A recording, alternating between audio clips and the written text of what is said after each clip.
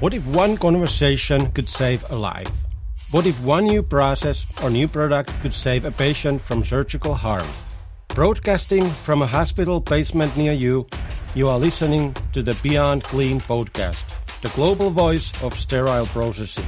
Each week we spotlight the best practices, products and people from around the world who are disrupting our profession and helping you fight dirty. Every instrument, every time. Join us as we have the kinds of conversation that matter and give our industry the kind of voice that it deserves. Nyt on aika mennä puhdastakin puhtaammaksi. And now it's time to go beyond clean. This week on Beyond Clean, we speak with Jenni Gibbs, manager of Central Sterile at Altru Health System. She began her work in healthcare in 1989 in inpatient nursing. She holds a Bachelor of Science degree from the University of North Dakota and has a background in project management and lean. As a CS manager, Jenni developed a dedicated scope team and a career growth track for her employees to include paid certification education and technician levels. In May of 2017, Altru's Central Sterile Department moved to a centralized organization-wide endoscope reprocessing program.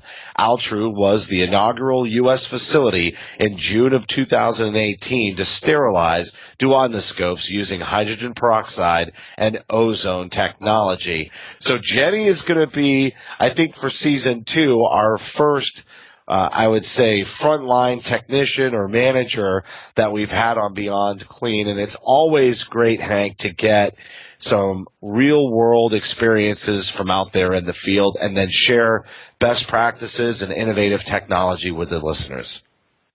Our mission for the podcast, Justin, is talking to game changers, those folks who are out there innovating, driving change in the industry. Without a doubt, Jenni's story in how she moved her facility from high-level disinfection of endoscopes to sterilizing these scopes.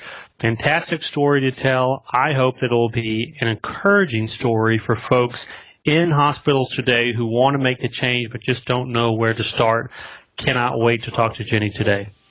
As a reminder, you can subscribe to Beyond Clean on iTunes, Stitcher, Google Play, and Spotify, or search for Beyond Clean on your favorite podcast application. We can also be heard on the Sterile Education app, available on iTunes and Android. Follow Beyond Clean on Twitter at Beyond Clean Info, Facebook.com/Beyond Clean Podcast, LinkedIn.com/company/Beyond Clean. Our Instagram is Beyond Clean Podcast, and on YouTube, YouTube.com/Beyond Clean for Fighting Dirty with Hank Balch and Real Talk with Bob Mars.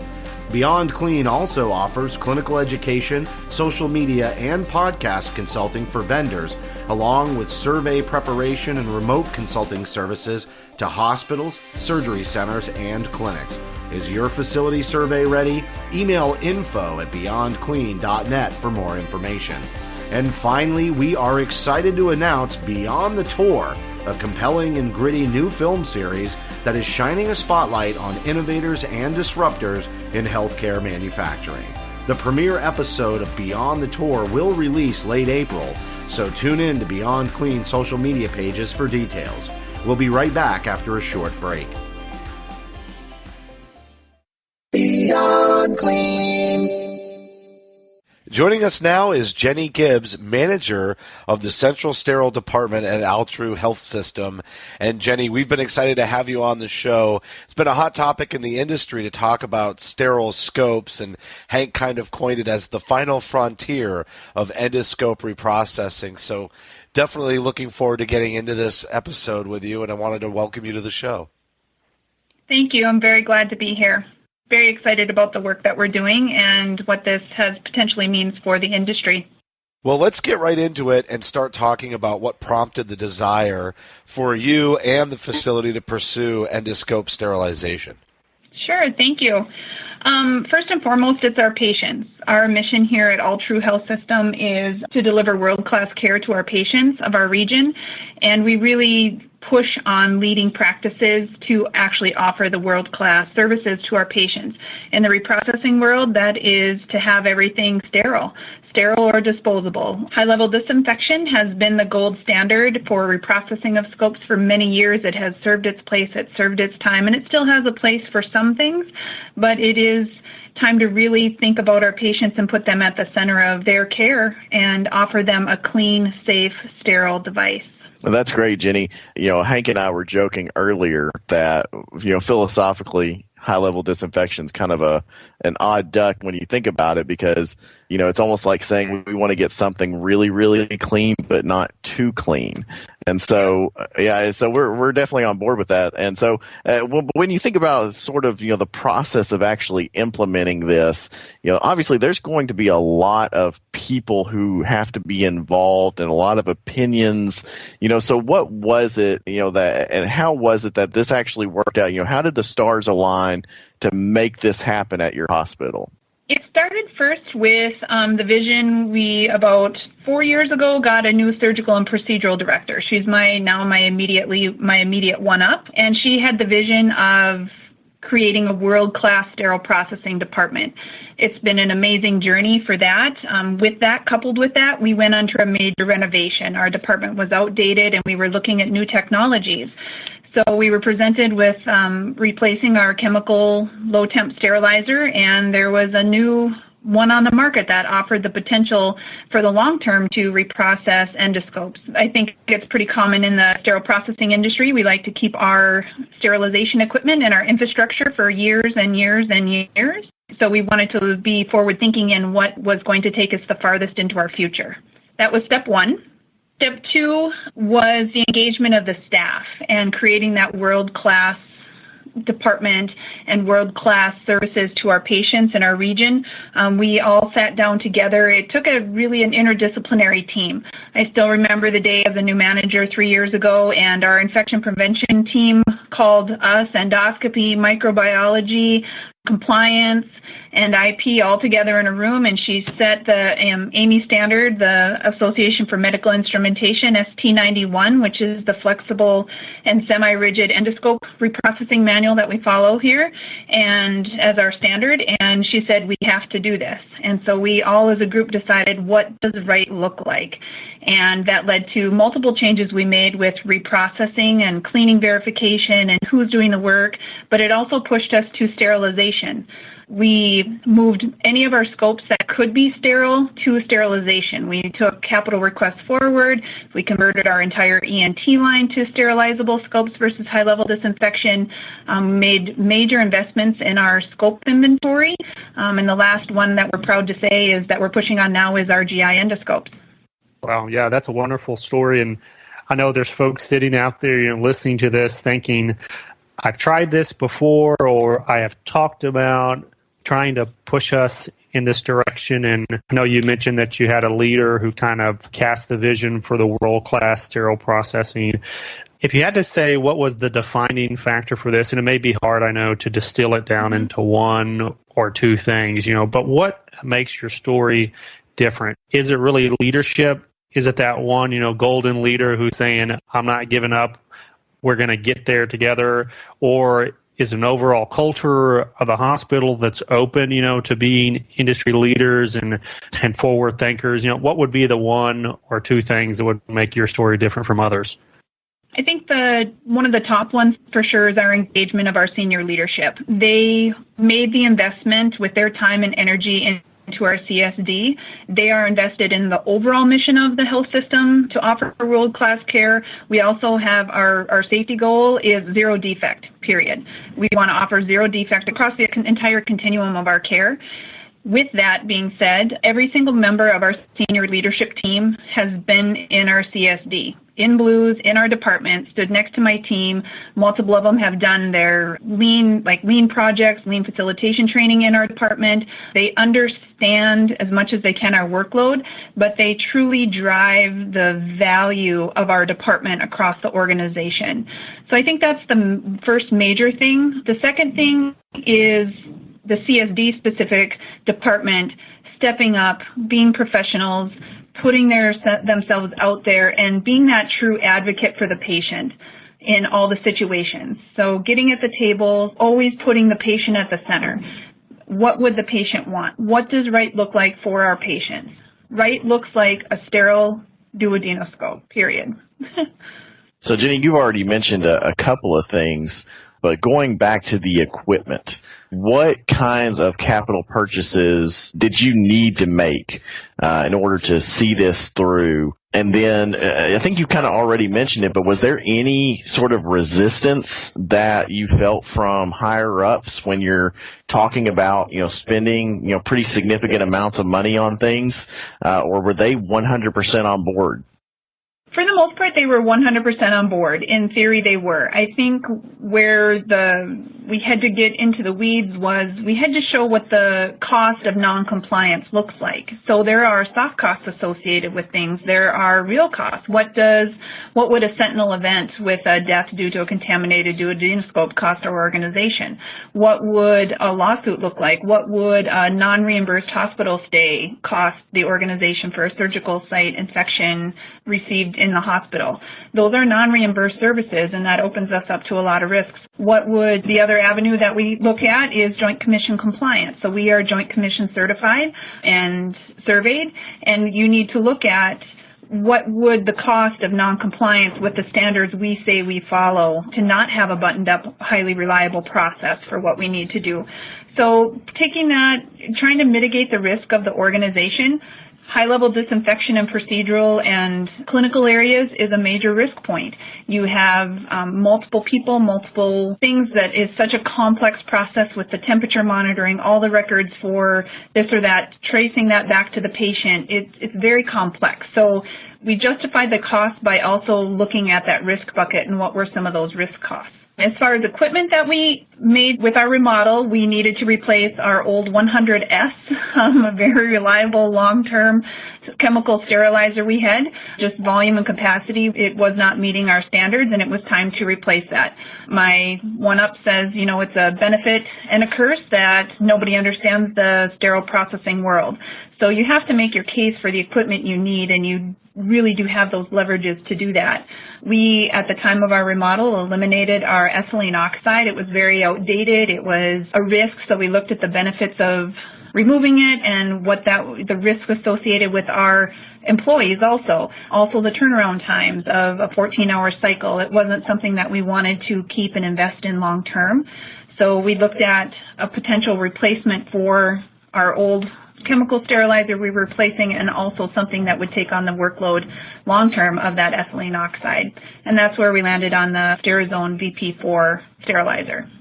So talking about the VP4, that's something a number of sterile processing leaders, especially if you're going to the conferences or if you're reading the industry magazines, you've probably seen something out there about the VP4, and maybe that it's another one of those low temperature options, but I think there may be some confusion on what all can it do. So you're saying that was the driving factor maybe on how this fits into this vision for scope sterilization that caused you to choose that type of sterilizer as opposed to another one? That was one of the reasons. Initially, we really looked at it for two reasons. We needed to replace it anyway, our outdated one. Most of them have 25 to 30 pounds of capacity, single load type, multiple cycles. The Sterizone VP4 has 75 pounds of mixed load capacity, so I can really do triples of volume in that sterilizer versus the other chemical sterilizers that I have. The cycle time is very similar, so from an efficiency and a cost effectiveness, just looking at that aspect in the CSD, it affords me a cost savings in my price per parcel of items sterilized, and I have that data to work on, and so I'm proving that it's gaining me efficiencies that way. The second thing that we looked at is the long-term benefits. At the time we purchased our first one, the TSO3 Sterizone VP4 did not have its 510K clearance to do GI endoscopes, but we knew they were working on that. And so we took a mitigated risk that would come long-term, and it did. So obviously in the industry, one of the big questions out there, I guess background questions maybe, or the elephant in the room anytime someone brings up that we need to be sterilizing endoscopes, which, by the way, I think everyone agrees that that's a better platform and context, for utilizing these things is to have them sterile rather than high-level disinfected. But there's always someone in the room, and, nowadays there's a lot of folks in the room because we're aware of the issues, but someone raises their hand and says, well, yeah, if the scopes are not clean, it doesn't matter what you're doing, though. If you're high-level disinfecting or if you're putting it in a sterilizer, it's still going to come out dirty if it didn't go in clean. So how did you manage internally that kind of debate between ultimately the breakdown is at that cleaning stage, and if we got that right, and there may not be as many issues with the high-level disinfection of the scopes? For me, it's a non-debate, and I'll explain why. The cleaning and the cleaning verification, no matter the method you use, in my opinion, needs to happen. We took steps also we've been doing it for 18 months. 18 months ago, we centralized in our organization all of the endoscope reprocessing to the central sterile department. So we partnered with endoscopy, and that was, again, an interdisciplinary decision that was made for the betterment of our entire organization. What it wasn't was saying that high-level disinfection under the endoscopy team previously wasn't meeting standard. They did an amazing job with what they had. They did it to the industry standards at their time. But times are changing.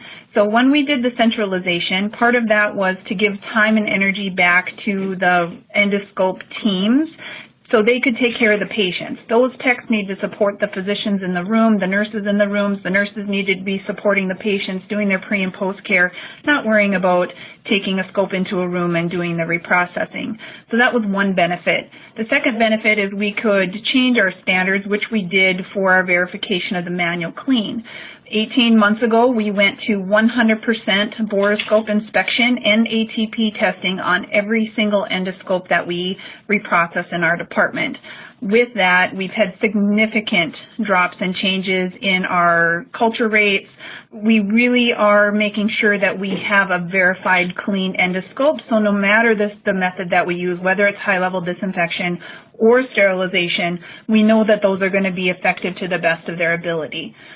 So, Jenni, let me jump in there real quick. As you're talking about visual inspection, which on the podcast, we are huge fans of all kinds of visual inspection. Just, the old-fashioned look under lighting, and also all the new technologies coming out, like the borescopes, as you mentioned, microscopes, etc., and those kind of cleaning verification tests, such as ATP. But all those come with a cost.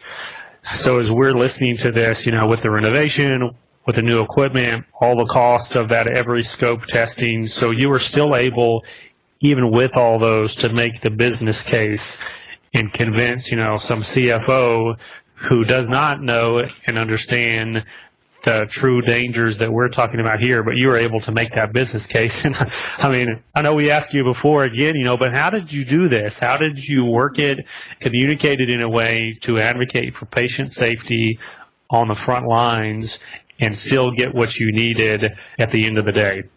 I will say it was really being at the table, making that case, when I wrote up my capital requests of why we needed to do it, when I brought forward the purchasing request to move, we also went to 100% disposable buttons on every scope that we could. So we made a large investment, but it's not my investment. It's all Truths. It's my organization's investment. And so, again, you put that patient at the center, and we really have a unique culture here where the patient is the center. Yes, we need to pay close attention to financials. We're a completely independent health system, so we really need to make sure that we're financially viable for the future. But we have to take care of our patients, and we have to offer them the safest level of care that we can. And our entire organization believes that. It is my duty as the manager of the CSD to speak to that. I need to do what needs to be done. I need to know my business, and I need to run my business, and I need to advocate for the patients that my business affects. I think one of the most impactful ways that we've done that is, again, having every senior leadership member, from physicians to our C-suite, come to our department. They've stood at the endoscope reprocessing sink. I've had them stand with somebody reprocessing an endoscope, a U.S. linear scope, and tell them, this scope has probably about 100 to 150 manual steps. And that goes into the time that they spend at the sink, so why I've invested in a height adjustable sink. So, and I show them the results. So I've showed them the reduction in injuries. I've showed them that we went from a standard percentage of positive culture rates, whether it's 5 to 8% for long term. When we took over and we did the conversion, in 18 months we have had one positive scope culture, period, instead of a monthly average of 5 to 8%. But we are making sure that that scope is clean. So that's the investment in the video boroscopes that we have. That is the investment in the ATP testing. I have the data to show them what we are doing with our ATP testing. So on the elevator mechanism, in 18 months worth of data, our ERCP or duodenoscopes, that elevator mechanism has failed 14% of the time. Our EUS linear scope with the elevator mechanism has failed 27% of time. So if I wouldn't have had that ATP testing, that verification of the manual clean, 1 in 4 of those EOS scopes would have went into the high-level disinfection for reprocessing and not have been clean. What is the efficacy of that and what are the outcomes of that? So we have that data to show that. So some of it is we do a lot of lean stuff here. So thinking of the PDSA model, we're not going to do a trial, but we're going to plan, study, do, enact. We're going to plan, this is what we need to do, this is the business case, and write up a sound business case, looking at those risk points as well, and navigating that with the senior leadership. And Jenni, we really are just stunned by the involvement, particularly of the upper level executives with your hospital, and they really do deserve to be complimented here in this process, that they really took time to physically be there in your department and see these things and talk to people. That's a luxury, and really they deserve to commend them. And I talked about kind of the data for, how it's improved the scope outcomes. I'm curious, what has this focus and this intensity, I can hear the passion in your voice. What does the impact on the morale in your departments look like after this process? Our CSD team is proud. This is all about them. They are the ones doing the work. They are the professionals. I am just the person trying to get the items they need and the stuff they don't need out of their way. And that is what I should be doing as a leader. That's my personal philosophy. They are the true heroes here. They are the ones in the sinks. They are the ones at the sterilizers. They are the ones passionate about what we're doing with the video boroscopes and looking at that. It is the impact and pride that they have about, to summarize it up, our culture where we have shifted this. So it truly takes an interdisciplinary team. We had US procedure day. We had multiple back-to-back procedures scheduled. Our first 2, there was damage upon, we found stuff inside the scopes when we looked at them after the first uses. Something had happened during the procedure. We had an interdisciplinary team in the CSD supervisor's office. It was the endoscopy tech. It was our sterile processing endoscope tech. It was the actual GI gastroenterologist physician, the endoscopy supervisor, my supervisor, and me as the manager, and the endoscopy manager. And we all were looking at the video of what was in that scope, and we all agreed together. And it was that we could not guarantee the safety of that scope because of the compromise to the lining, and we couldn't guarantee that we could clean that or get under that flap that was in there. And so the pride in everybody about knowing that we are offering the absolute safest care to our patients, it's just spread like wildfire across the endoscopy teams and the central processing teams, and it's theirs to own. It's their win. Yeah, so I know, Jenni, you can't hear the audience right now, but they're all saying, wow. This is a story that we want to be told about our hospitals too, because ultimately, and I used to say this when I was a frontline leader, is at the end of the day, you don't know what hospital you're going to end up at. Even if you want to go to your hospital and you want your instruments used on you and your family, if you have a car wreck across town or in another state, who knows where you're going to end up. And the same thing with these endoscopic procedures. So the question that we want to end here with is, what tips and insights would you give to other leaders in facilities who are wanting to make the same change, to go from the questionable process of high-level disinfection to really taking it all the way to that sterilization stage and conquer the final frontier of endoscope reprocessing? I think There's a couple things that I just, as far as tips for the CSD leaders, allow your team to be empowered and respected and give them an environment of purpose and trust to do the work that they need to do. And that's one thing. Second thing, as a leader, you have to say yes. You have to be at the table. You have to be that patient advocate. We never see the patient in the CSD, but we should be more connected to the patient than anybody else, because every single step of every process, whether it's one step or 150 steps, can affect that patient outcome. And that needs to be translated down to the team, and the team needs to live that mission. As far as senior leadership, don't wait for them to come to you. Go to them. Ask them. Invite them. Be smart with your business. Write up solid business plans. Reach out to the resources you need. I really advocate to an interdisciplinary team. My infection prevention team and the CSD, we are like glue. We are each other's best friends, and we need to work together always. We need to reach out to the resources we need from legal and compliance and risk management to really make those changes happen. It takes everybody in that interdisciplinary team to say, this is what we want to do and why, especially if you butt up against resistance. It's not easy in any healthcare environment, I don't think, to go up and present a case of why you need to purchase 25 new ENT scopes. You have to write those business cases for that. My last piece of advice is to make it real to somebody not in the industry. High-level disinfection, OPA, is it verified to kill HPV? So you look at an ENT scope. Yep, it's not. Is it semi-critical? Is it not? But again, HPV, and where is that transmitted, and what cancers can that cause? And so give them things in a term that they can relate to and make decisions on. That's my couple of lists. I'm sorry. No, that was beautiful. You're going to get not only a loud amen from us on the show, but I think all the listeners are going to be really impressed with your interview, and I wanted to thank you for coming on and specifically for sharing your insights, because that's really what we had hoped to achieve with this podcast, was to info share how people have been successful. And this has been one that we've asked many other guests, and I know you've added a lot to that ongoing dialogue on the show from what you shared as we wrapped up this interview. I do have one other thing that I think is very impactful, and I've missed it in my presentation. I want to throw it in here, but the other thing that I have is very impactful is connecting to a patient and putting a face to a name.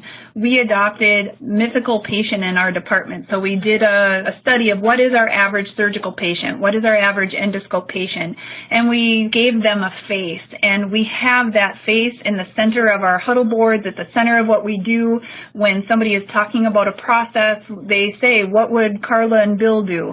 What would they want? And so to give them a real tangible face to that, I had the luxury of and the privilege of meeting a lovely lady named Carla Warner, who lost her husband to a CRE infection from a contaminated duodenoscope.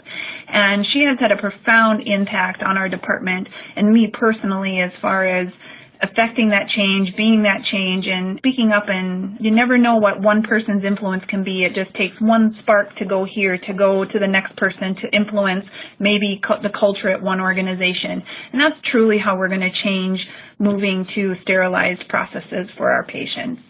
Yeah, I've seen people do presentations and point to the patient, the pretend patient in the audience, but you really humanize that even more with what you're doing in the department. So kudos to you and really nicely done. And again, thanks for coming on the show. Thank you. That was Jenni Gibbs, manager of Central Sterile at Altru Health System. And Mike, I thought Jenni really brought a lot of great advice to our frontline technicians out there in the field every single day. I know we've had a few other podcasts where we've really gotten to what does it take to be a good leader, but just the way she talked about sort of humanizing and bringing the patient into the department and how to really get the attention of the C-suite, which is a challenge for anybody working in sterile processing today.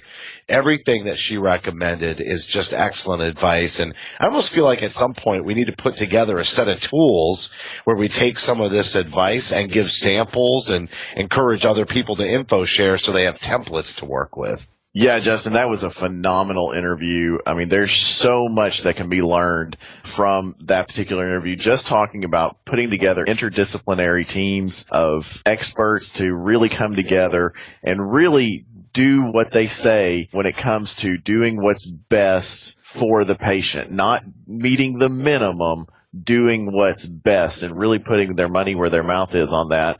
And I can tell you, I got to believe that whole CS department really believes in their mission. They believe that they make a difference, and it makes a difference in their everyday lives. And I can tell you this, if I need an endoscopy procedure done, I am going to that hospital.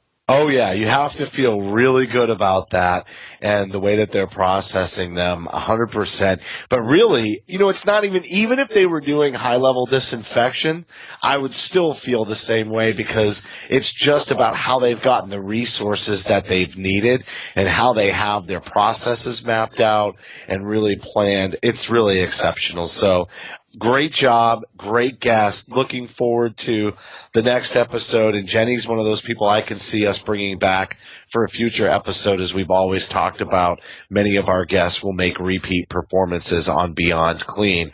That's going to do it for this week's show. As a reminder, you can help support us by subscribing to Beyond Clean on iTunes or Stitcher, and now also on Google Play and Spotify. Simply search for Beyond Clean Podcast. We'd appreciate a rating and review, because your feedback is important to the show. If you have any topics that you'd like us to cover on a future episode, or if you'd like to share a picture anonymously on our Instagram page, just send an email to info@beyondclean.net. On behalf of Hank, Mike, and myself, thank you for listening to another edition of Beyond Clean.